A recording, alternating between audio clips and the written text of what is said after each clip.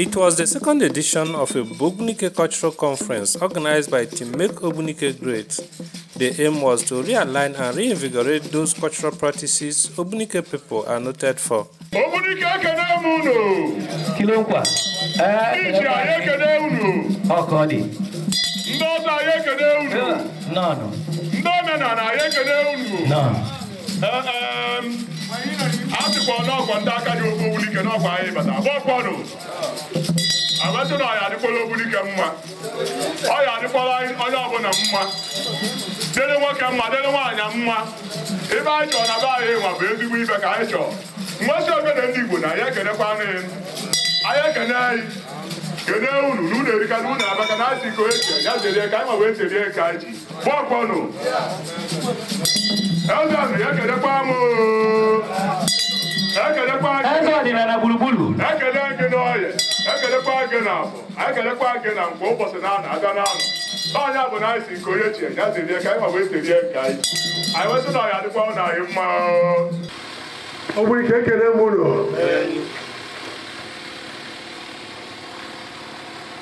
Ogbunike ekele m ụlọ.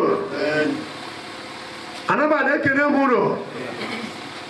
Biko Igbo bụ Igbo. Akajiofo Ezeoba, you are most welcome to Ogbunike today. Mapawaro Fufu, when I come home and put the state already. Western George, so I don't know you. Chupo se bruwa. Give us some more money in a kind of sopolo, a kind of kupolo. Who was started? Abakwa ka amemma Ogbunike ana kwaro bosa nkara abaka nke last year ka kenesi abaka kwa nke this year no Ise niru ka ga na aga no niru ka oke mo na ama ebe ka discuss the issues, the variations, and how to make the community form culturally. Only member of this program, I can improve working because he has been working seriously. There are so many reforms. Now, Mama, I was not just that. Now, my girl, Nafa, as I know Ogbunike, you see, I know Ogbunike. Nafa, the chief servant, who President Ogbunike. Why is not this year? I give it everybody tomorrow.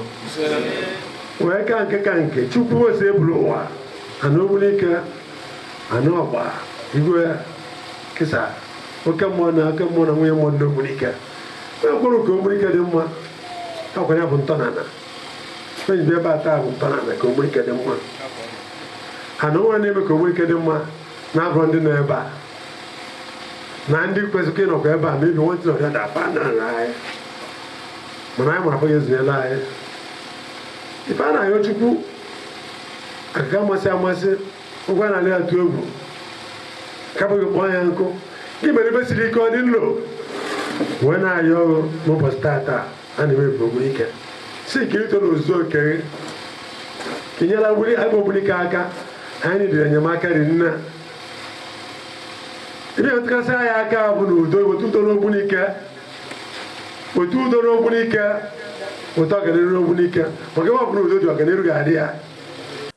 Keynote speaker and an internationally recognized promoter of Igbo culture and tradition, Dr. Ramas Okoya Suzo, Ezeoba of Nri Ancient Kingdom, advised custodians of Ogbunike culture and tradition to return to the old tradition of using the deities to promote the truth and punish deviants. Igbo na mbụ ndị nna ndị okenye ndị jiri ọfọ ndị ji ọfọ ebudoro mfa tupu ime ọdịnala ma ọ bụ iburu dibịa ma ọ bụ iburu aka ji ọfọ anyị akụghị ọfọ akụrụ m ọfọ ọdịnala dị ire so ife nna anyị unu bụ ndị aka ji ọfọ dozie na onwe unu dozie na alụsị unu dozie na ife niile maka ibe unu na-emedo omimi ọ dị ike ọ kalife na ọ bụrụ na jikere onwe ụlọ ọnụ na ibe a na-agba faith healing n'ụlọ ya na-eme healing ka ihe The convener and coordinator to Make Ogbunike Great, Dr. Harris Chuma, said a lot of progress has been made in rediscovering the identity of Ogbunike through the conference, which started last year. Ogbunike Makano, Moano, Zuano, my God, sorry.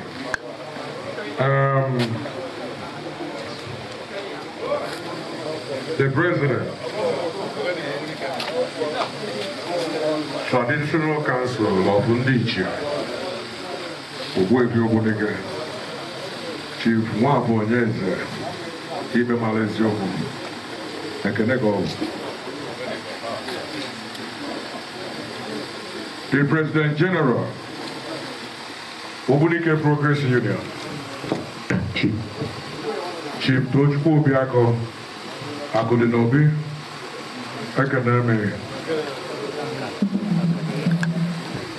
Ndichi Ekeneme Onu, Koyenchi Nyazelo. If I Bialotata was the 2nd edition, Ebube Ogbunike Conference. Akpụrụ m ebe a kịta ka nkọwaba ife bụ Ebube Ogbunike. Ife nkwa ebe a ime bụ ime unu welcome. None n'obi ndị ichie Ogbunike.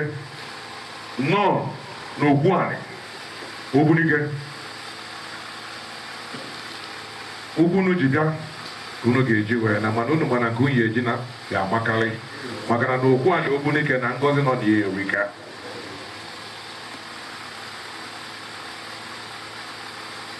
Ebube Ogbunike Chukwu soro kwue nwere oge ọ ya aga olu ọgụzia festival.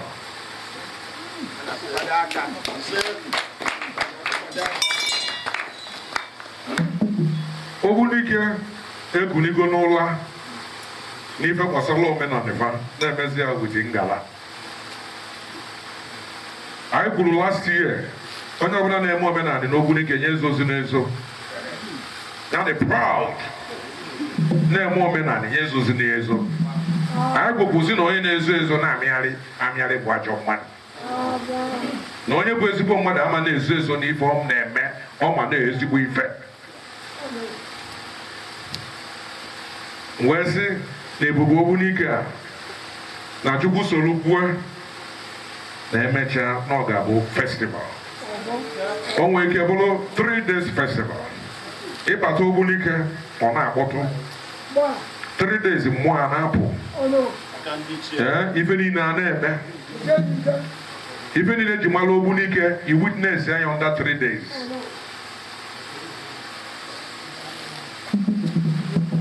So nnọkọ anyị na-anọkọ na-akpa nkata na-atụ alo etu a ga-esi mee ka ọ dị mma.